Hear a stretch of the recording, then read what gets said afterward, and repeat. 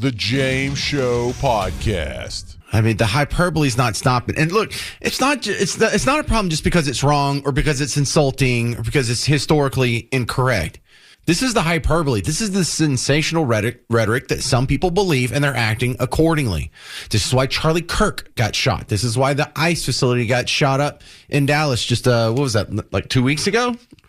This is why there was a shooting in Alvarado at the ICE facility and in McAllen, and what you're seeing going on in Chicago where they're boxing in. This is how a normal person would react if they really were being taken over by fascists. The problem is, I know you're not a fascist. You know you're not a fascist. But some other people out there believe it. I don't even think AOC really thinks you're a fascist. You know, the mistake that I made, and I made this early on,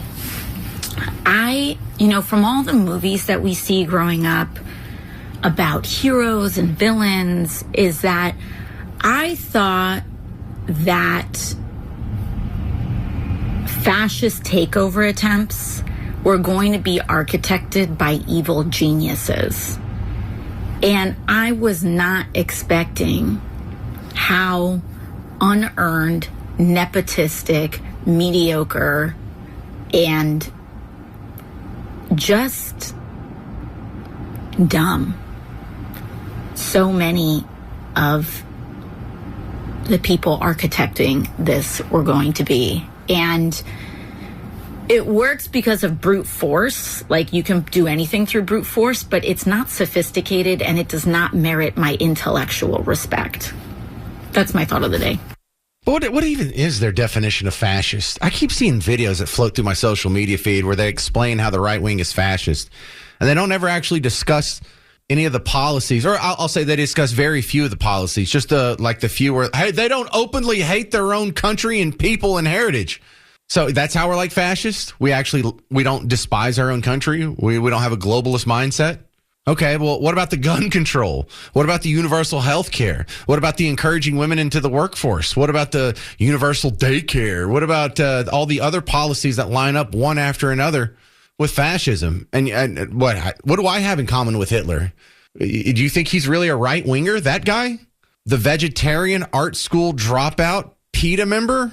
I mean, he wasn't literally a member of PETA, but he was an animal rights activist. And he liked animals more than humans, and he was a vegetarian because he didn't like the needless suffering of animals just so we could have meat. And he was one of those that would shame other people who weren't vegetarian. Yeah, that guy, the gun control guy, the guy that's not a real big fan of Jews in Israel, that guy, he's a right-winger. Got it. It gets worse than that, though. This is one of the most surprising. You're going to think that I did this in AI. The mayor of Seattle is now a guy named Bruce Harrell, Harrell. I don't know if I'm saying it right. But here he is telling you to your face he has no desire to jail criminals. The criminal system has had a disparate impact on black and brown communities. Let me lead with... Hang on, first off. It's disparate, sir. Disparate, not disparate. The criminal system has had a disparate impact on black and brown communities. Let me lead with that. So when this person is committing 6 or 7 crimes, I don't know his or her story. Maybe they were abused as a child. Maybe they're hungry. So my remedy is to find their life story to see how we could help first. I have no desire to put them in jail. Yeah, maybe they're hungry. That's why you key a Tesla. Maybe you're hungry. That's why you shoot Charlie Kirk in the neck. You don't know. Maybe they had a rough childhood. That's why they're firebombing an Elon Musk dealership. That's right. Man, you don't know their backstory. And listen, I am not against going into their backstory and trying to find like what led them to do this. But while we're figuring out their backstory and trying to put the pieces together, they need to be sitting their ass in jail. And how come of all the problems that could lead, but socioeconomic factors that they like to bring up that could lead people to commit crime, how come they never bring up dads? Well, maybe he's looking for bread, or maybe he comes from a bad background. Maybe he didn't have a dad. Because that's actually the most telling statistic in someone's background on whether or not they're going to grow up and be fully functional, well-adjusted adults. Kids that grow up without their father in the home are 20 times more likely to end up in prison. Did you bring that up, Bruce Harrell? No? The criminal system has had a disparate impact on black and brown communities. Let me lead with that. So when this person is committing 6 or 7 crimes, I don't know his or her story. Maybe they were abused as a child. Maybe they're hungry. So my remedy is to find their life story to see how we could help first. I have no desire to put them in jail. Have you ever even seen any of these people stealing bread? You know, they talk about they're just getting bread for their kids or whatever. That's not what they're stealing. Well, when I was in high school, I worked at a grocery store and I got to see what people shoplifted because they had surveillance systems and they would bust people. And it was almost always the makeup aisle in the grocery store where I worked. It was an Albertsons out in Bug Tussle. But I mean, look, this is the 90s. That's what they went for first. Why? Because it's high value, it's compact, and you can sneak it out pretty easily. They'd steal the little perfume bottles, and they'd steal like mascara and these tiny little things. I don't think I ever saw anyone stealing bread once in my life. That's just terrible. But yeah, you have no desire to jail them. You know, mercy to criminals is abuse to their victims. And if you're going to let criminals continue to commit crime unpunished and let them roam around in your society, that's going to make your society worse. I mean, it feels dumb saying that sentence. Like that seems so self-evident. Yet here we are. This is Brandon Waltons from Texas Scorecard, TexasScorecard.com, coming back on the James Show. And I wanted to have you on because I was reading about it on your website. And so, proper credit where credit is due. I clicked through to the link and there's 17 things on the ballot here. Brandon, you ready to break it down?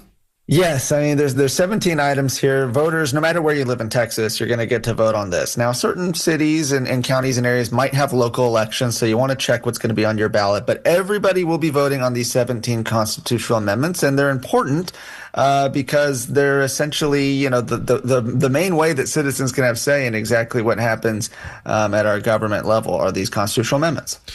Right. And I know it sounds like a lot. It's like, wow, we're already voting on 17 and like the Constitution that we have at the federal level only has 27 total. But what's the Texas Constitution have now? Like 300 amendments or something? Yeah, we're at hundreds. And this was designed purposefully, actually. If you go back, the founders of the state constitution in Texas purposefully left it so that citizens would get a say on these things. And so we have amended our Constitution many times. Basically, every other year we've had constitutional elections with, between 10 and 20 amendments usually on there.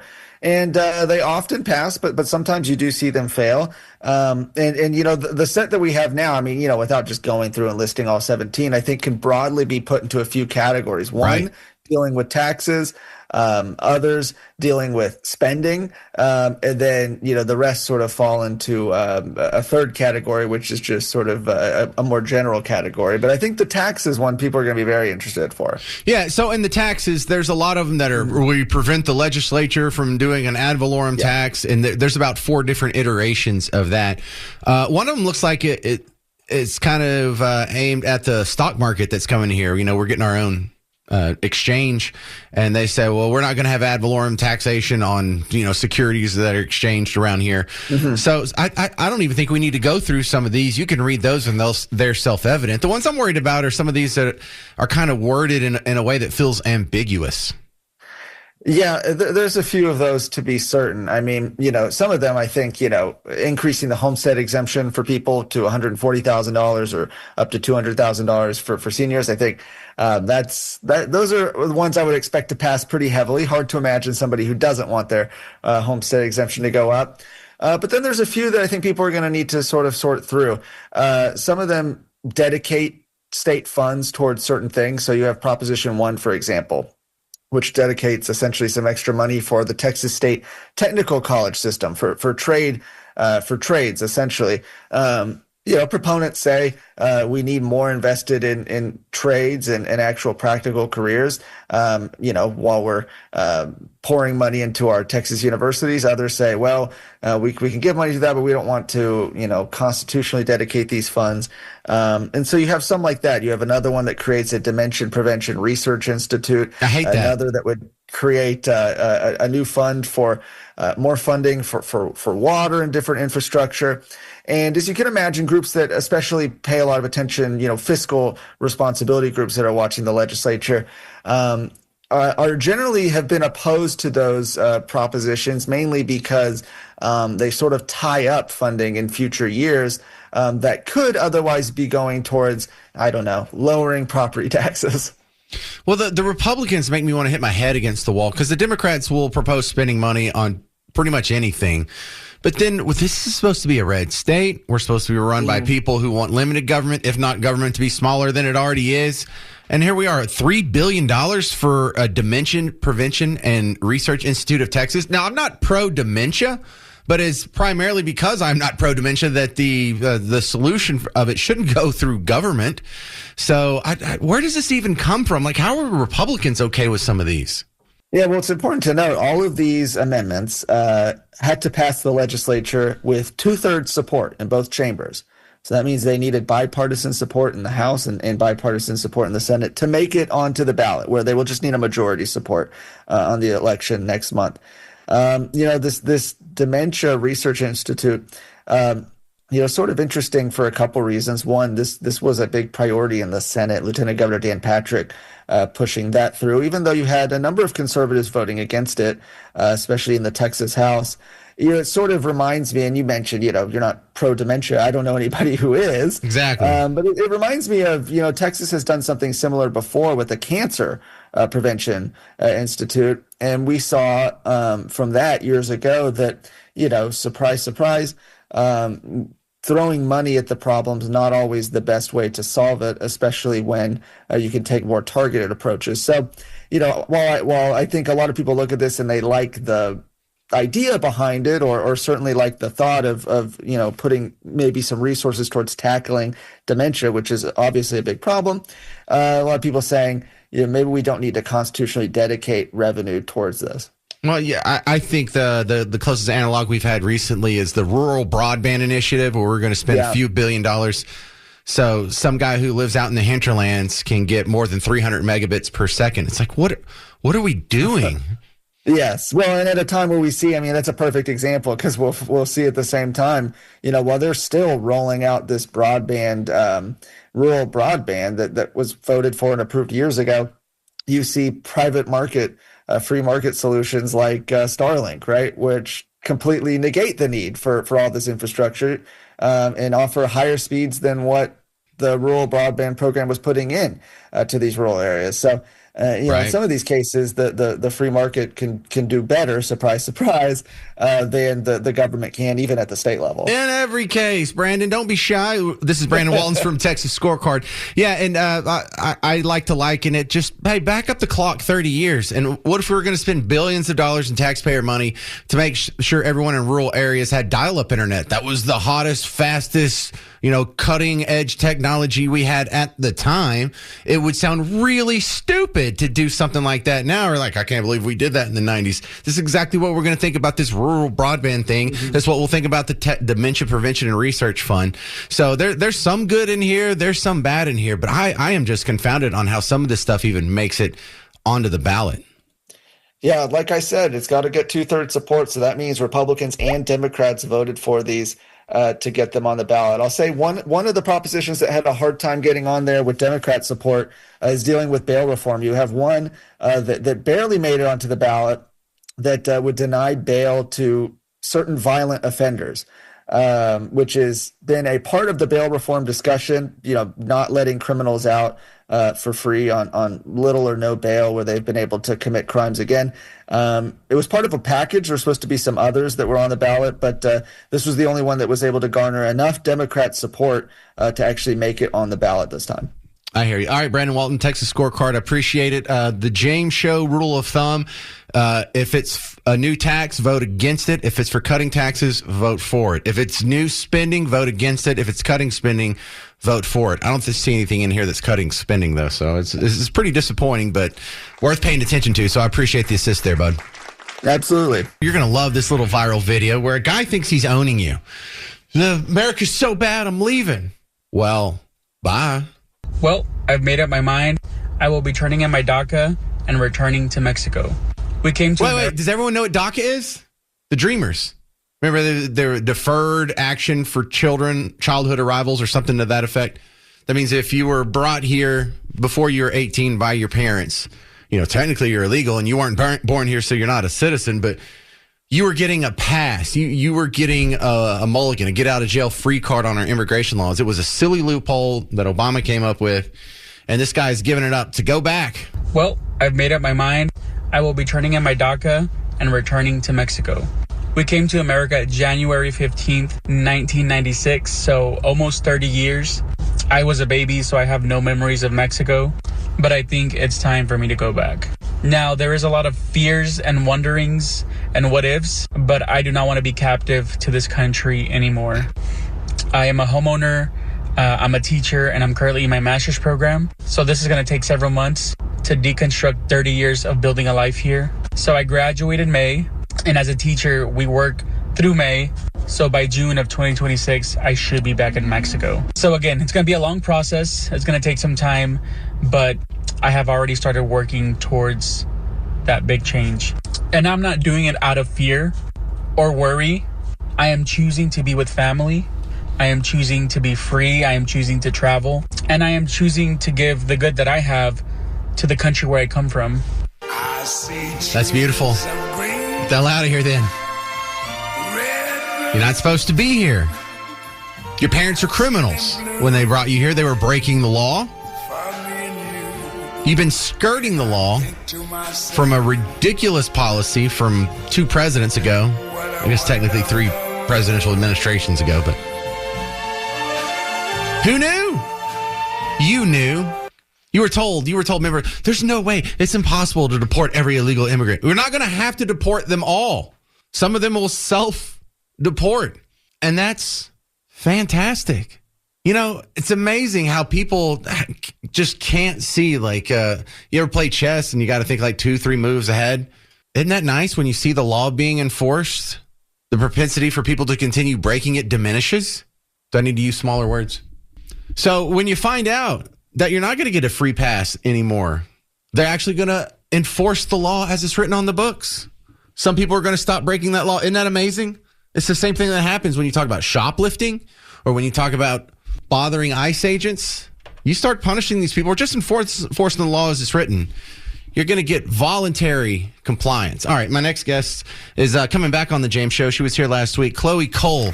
She's a detransition activist who got stiff-armed by TCU, where she was trying to have an event with her and the local TPUSA, the Charlie Kirk outfit, Turning Point USA. They had a scheduling problem at TCU, but the show must go on, and it's actually happening tonight. So I just wanted to give you a quick reminder while she has a couple minutes in her schedule. Thanks for coming back on, Chloe.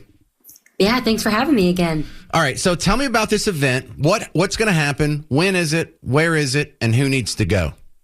Yes, the show is in fact going on. It may not be on campus because we weren't given the necessary provisions, unfortunately, but the Birchman Baptist Church has been very gracious in allowing us to use their space, use their church to host this event.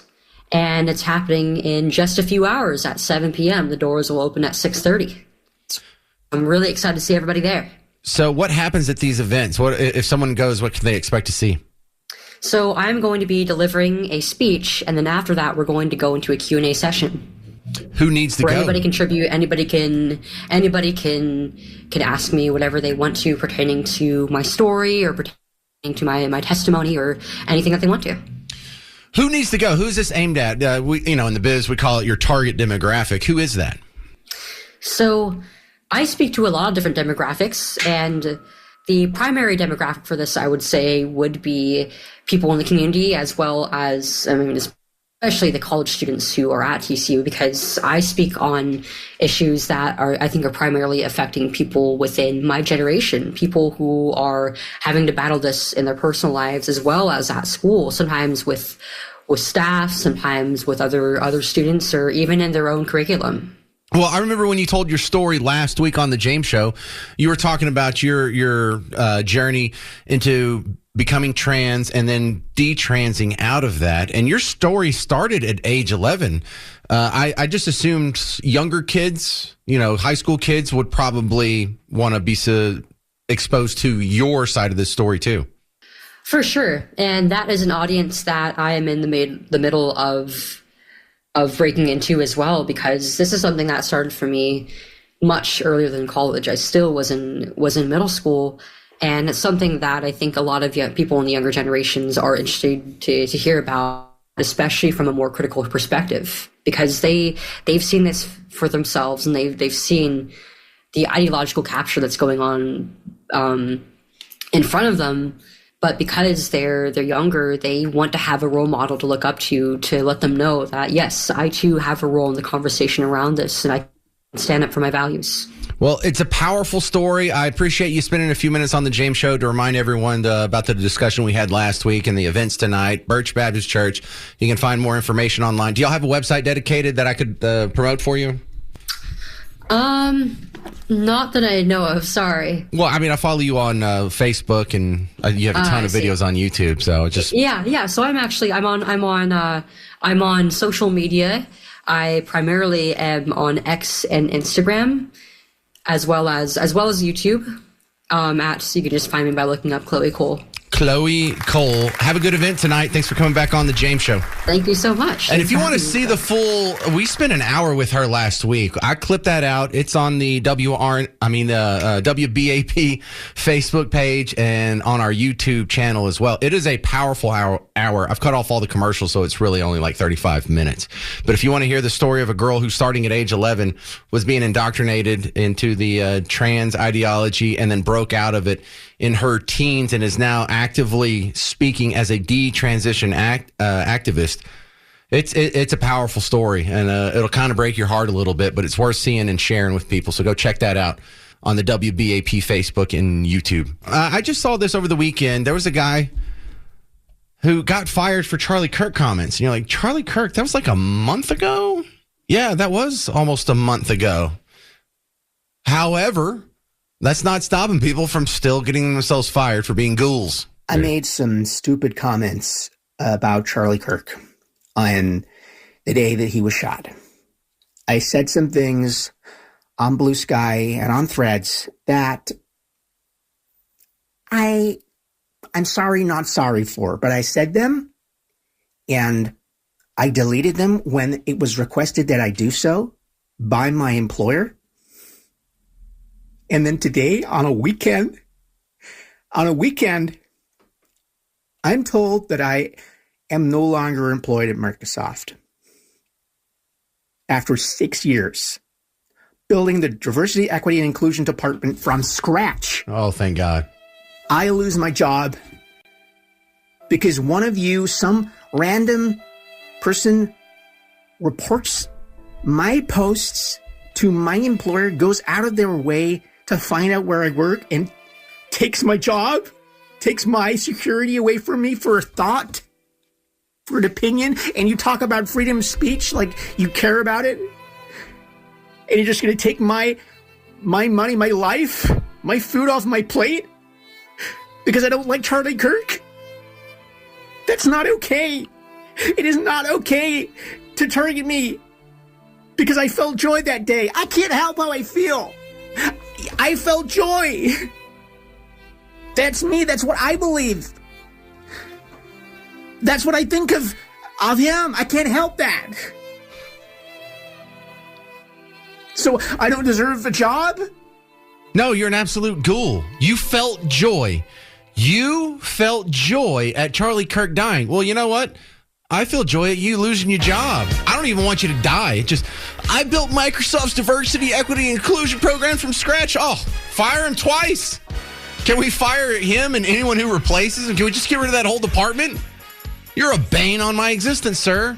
There are people listening to the James Show, every single James Show, waiting for me to slip up and say something ghoulish like you did so they can get me fired.